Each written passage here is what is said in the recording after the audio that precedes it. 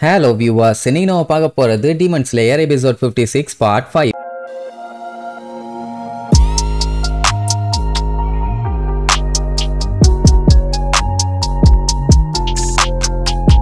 Open பண்ணா நம்ம ஜெனிட்சுவை காட்டுறாங்க. அவன் டான்ஜிரோ கிட்ட வந்து உட்கார்ந்துட்டு புலம்பி தள்ளுவான். ஏன்னா இப்பதான் ஒரு மிஷனை கம்ப்ளீட் பண்ணிட்டு முக்கிய முனைங்கி வந்து சேர்ந்திருக்கான். வந்த உடனே ட்ரைனிங்னு சொல்லிட்டு பீதியை கிளப்பிட்டு இருக்கானுங்க. அதனாலதான் என்ன பண்றதுன்னு தெரியாம மண்டை காஞ்சு போய் இருக்கான். இப்பவே ட்ரைனிங்க்கு போறியான்னு கேட்டா ஆமா வேற வழி இல்லையே, அஷிராஸோட ட்ரைனிங் பண்ணித்தானே ஆகணுங்கிற மாதிரி சொல்லுவான். உடனே டான்ஜிரோக்கே ஷாக்கு. பரவாயில்லையே நீ அட்டன் பண்றியேன்னு ஆச்சரியமா கேட்பான். உடனே அவன் கட்டுப்பாயி இது ஒண்ணு நல்ல விஷயம் இல்லடா நாரப்பாயில, இது கொடுமை கொடூரம் நரகம், இந்த மாதிரி சொன்னவங்க எல்லாம் செத்து போன நல்லா இருக்குங்கிற மாதிரி சொல்லுவானா. உடனே டான்ஜிரோ ஐயோ இப்படி எல்லாம் சொல்லவே கூடாது, உன்னை விட சுப்பீரியரா இருக்கவங்க கூட நீ சண்டை போட்டாதான் உன்னோட கெப்பாசிட்டியை நீ சீக்கிரமாவே இம்ப்ரூவ் பண்ண முடியும், அதனால நீ அதை ட்ரை பண்ணும்பான். வேற ஒண்ணும் இல்ல, நம்ம பையன் அந்த ரோபோட் கூட சண்டை போட்டான்ல அது எப்படி இருந்துச்சு, இவனை விட பயங்கர ஸ்ட்ராங், அது கூட சண்டை போட போடதான் இவனையே இவன் அடுத்தடுத்து இம்ப்ரூவ் பண்ணான். அதே அட்வைஸை இவனுக்கும் கொடுப்பான். ஜெனிட்சு ஒன்னே செம்மையா கடுப்பாயி நம்மளோட மண்டைய போட்டு கவுகவனு கவி நீ எல்லாம் மனுஷனாடா, இனிமேட்டு நீ என் ஃப்ரெண்டே இல்ல, நீ ரொம்ப மோசம், போன்ஸ் எல்லாம் ஹீல் ஆகாட்டியும் பரவாயில்ல, நான் அதை உடைச்சு உன்னைய மறுபடியும் தூக்கத்துக்கே அனுப்ப போறேன் பண்ணாட பயல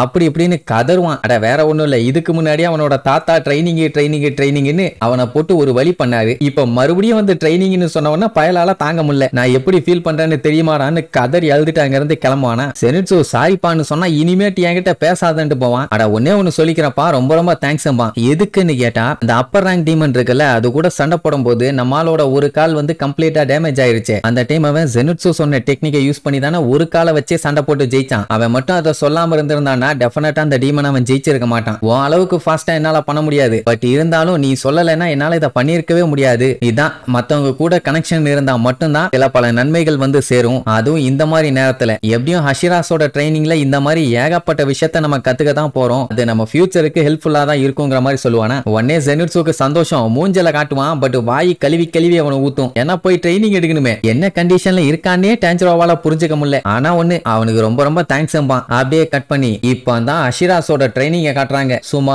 தாறுமாறா கொடூரமா போயிட்டு இருக்கும். ட்ரைனிங் கொடுத்துட்டு இருக்கிறது யாரு தெரியுமா, டென்கன். டீமன் காப்ஸ் மெம்பர்ஸ் எல்லாத்தையும் ஓட விட்டு உசுரா வாங்கிட்டு இருப்பான். அவங்களால முடியல. உடனே ஏன்டா இவ்வளவு கேவலமா இருக்கீங்க, பேசிக் ஃபிட்னஸையே உங்களால கிழிக்க முடியலன்னா உங்களால வேற என்னதான்டா பண்ண முடியும், இது வெறும் ரன்னிங் மட்டும் தான், அதையே பண்ண முடியல, டீமன்ஸ் எல்லாம் உங்களை விரட்டிட்டு வருதுன்னு நினைச்சிட்டு ஓடுங்க, அப்பவாச்சும் உங்களால ஓட முடியுதான்னு பாப்போம் அப்படின்ட்டு எவ்வளவோ கத்தி பார்த்தான், கதறி பார்த்தான், கொதறி பார்த்தான். ஒரு கட்டத்துக்கு மேல எவனாலையும் ஒரு ஸ்டெப் கூட எடுத்து வைக்க முடியல, எல்லாம் மண்ண கவிடுவானுங்க. ஏன்டா இந்த டைம்ல தரைய நக்கிட்டு இருக்கீங்க, இது ஒண்ணு பிரேக் டைம் கிடையாது, போங்க இன்னொரு லேப் ஓடிட்டு வாங்கன்னா முடியவே முடியாதுன்னு அப்படியே கவுந்துருவாங்க. ஆடா பாவிகளா, இந்த ட்ரைனிங்கே இப்படி கவுந்துட்டீங்களே, இதுக்கப்புறம் வர அஷிராஸ் கொடுக்குற ட்ரைனிங் தாண்டா ரொம்ப கொடூரமா இருக்கும், அதுக்கெல்லாம் என்ன பண்ண போறீங்களோ தெரியலையம்மா. அப்போ அவனோட 3 ஒய்ஃபுங்க இருக்காங்கல்ல, அவங்க டென்கன் பழையபடி இருக்கதை பார்த்துட்டு ரொம்ப சந்தோஷப்படுவாங்க. சரிப்பா அவரு அவரோட வழியில ஹெல்ப் பண்ணிட்டு இருக்காரு, இவங்களும் டீமன் காப்ஸுக்கு ஏதாச்சும் பண்ணணும்ல, அதனால லஞ்சுக்காக வெறிகுண்டு சாப்பாடு ரெடி பண்ணுவாங்க. அப்படி ரெடி பண்ணி வச்சுட்டு வாங்கன்னு கூப்பிடுவாங்களா, டென்கனும் வாங்கடா சாப்பிட போலான்னு கூப்பிடுவான். சாப்பிடுற நிலைமையில நாங்க இல்லன்னு சொல்லிட்டு எல்லாம் கவுந்துருவாங்க. உடனே அதுல ஒருத்தி வந்து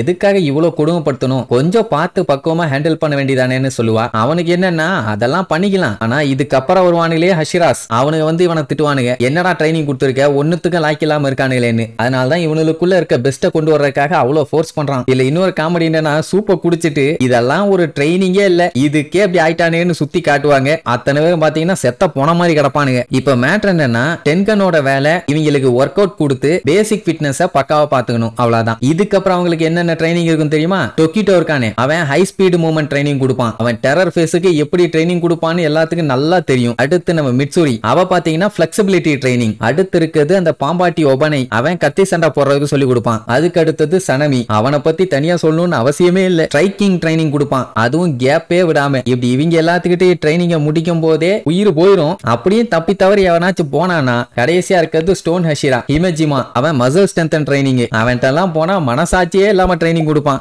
அடுத்தடுத்து போக போக இவங்களுக்கு டிஃபிகல்ட்டி அதிகமாயிட்டே தான் போகுமே தவிர ஈஸியாலாம் இருக்க சான்ஸே இல்ல. இவனுக்கும் அவங்க எல்லாத்துக்கிட்டையும் ட்ரைனிங் எடுக்கணும்னு ஆசை தான், ஆனா அதுக்கு இனிமேட்டு சான்ஸ் இல்லையே. கட் பண்ணா அடுத்தடுத்து அந்த டீமன் காப்ஸ் எல்லாம் ட்ரைனிங் எடுக்கிறத காட்டுவாங்க. சனமி எல்லாம் அடிச்சு திரிக்க விடுவான். என்னடா நீங்க இப்படி இருக்கீங்க, உங்க கூட போட்ட சண்டையில என்னோட பாடி டெம்பரேச்சர் கொஞ்சம் கூட அதிகமாகல அப்படி இப்படின்னு பச்சை பச்சையா திட்டுவான். அடுத்து நம்ம மிட்சுரி கொடுக்குற ட்ரைனிங்க பார்த்துட்டு எல்லாம் அங்க நடுங்கி போயிருக்காங்க. என்ன பிளெக்சிபிலிட்டிக்காக புடிச்சு ரெண்டா மடக்கிட்டு இருக்கா. துணியை கசக்கி பிழிஞ்சு காய போடுவாங்கல்ல அந்த மாதிரி ஹேண்டில் பண்ற மனுஷங்களை. அடுத்து ஒபனை எல்லாத்தையும் போட்டு பொலன்னு பொலந்து கட்டிட்டு, ஏண்டா நீங்க போற லட்சணத்துக்கு ஒரு 3 டைம் ஆச்சு டீமன்ஸ் உங்களை தின்னு துப்பி இருக்கும்டா, என்னடா இப்படி கேஷுவலா இருக்கீங்கன்னு சொல்லிட்டு அடுத்து டொக்கிட்டோ அவன் எல்லாரும் ட்ரைனிங்க கொடுத்து கொலையா கொன்னு எடுப்பாங்க. அதுலயும் கடைசியில ஸ்டோன் ஹஷிரா இருக்கானே ஃபால்ஸ் கடியில உட்கார விட்டுட்டான். குளிர் தாங்க முடியல, எல்லாம் அப்படியே உறைஞ்சு போய் தண்ணியில மிதந்து போவானுங்க. அவனை பொறுத்த வரைக்கும் இருக்கிறவங்க எல்லாம் எப்படியாச்சும் ஸ்ட்ராங்கா இருக்கணும், அப்பதான் இவங்களுக்கு அடுத்து வர்ற பஞ்சாயத்தை ஃபேஸ் பண்ண முடியும். அதுக்காக அப்படியே கட் பண்ணி டேஞ்சரோவை அவன் ரூம்ல காட்டுறாங்க. ஜன்னல காக்கா வந்து லொட்டுன்னு தட்டிட்டு இருக்குமா.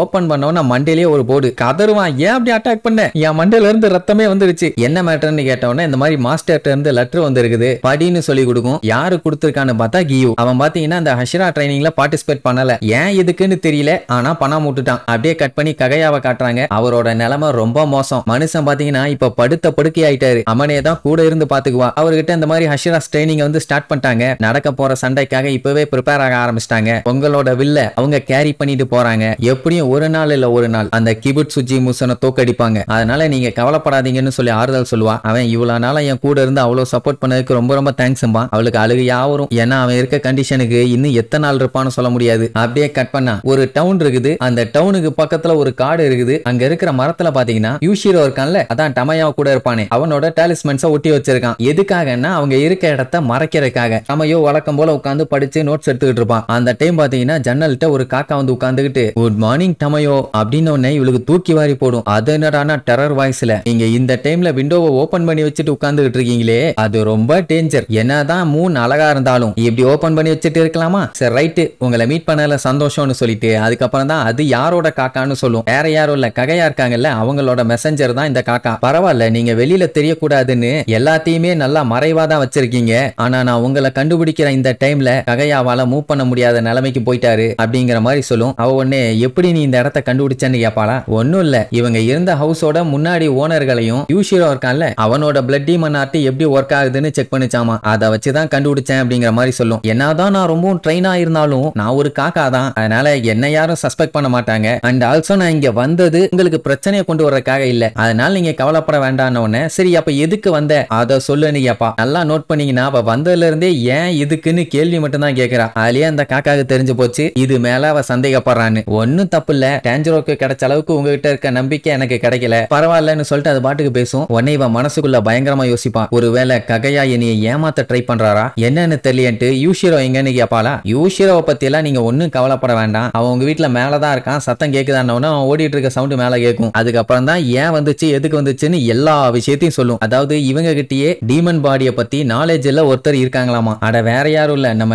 ஷினோபு தான். அவ கூட சேர்ந்து நீங்களும் அவளை செக் பண்ணுங்க அப்படின்னு அவளுக்கு ஷாக் ஆகும். அது மட்டும் இல்லாம அந்த முசன் கிபுட்சுஜி இருக்கானே அவனை தோக்கடிக்க எங்க கூட சேர்ந்து நீங்க ஒர்க் பண்றீங்களா, அதுக்கு நீங்க தயாரா, அப்படி உங்களுக்கு ஓகேன்னா உங்களை நாங்க உபயஷிக்கி ரெசிடென்ஸுக்கு இன்வைட் பண்றோம் அப்படின்னு சொன்ன உடனே அவளுக்கு அப்படியே வேர்த்து ஊத்தும். ஏன்னா இவளே ஒரு டீமனை டீமன் ஸ்லேயர் காப்ஸ் ஹெட் குவார்ட்டர்ஸ்க்கு இன்வைட் பண்றாங்கன்னா பெரிய விஷயம் தானே. அதான் ஆடி போயிட்டா. ஃபர்ஸ்ட் அவ பயந்ததே அதுக்கு தான், இவ டீமன் சொல்லி இவளை போட்டு தள்ளிடுவாங்களோன்னு. ஆனா இவ தான் நல்லவளாச்சே. சரி இப்ப டமையோவையும் அவங்க கூட சேர்த்துக்கலான்னு பாக்குறாங்க. இதெல்லாம் வச்சு பார்க்கும்போது என்ன தெரியுது, இதுக்கப்புறம் தான் ஒரு பெரிய கலவரமே நடக்க போகுது. அது என்ன மாதிரி கலவரம், என்னென்ன நடக்க போகுதுன்னு அடுத்தடுத்த எபிசோட்ல பார்க்கலாம். டாடா.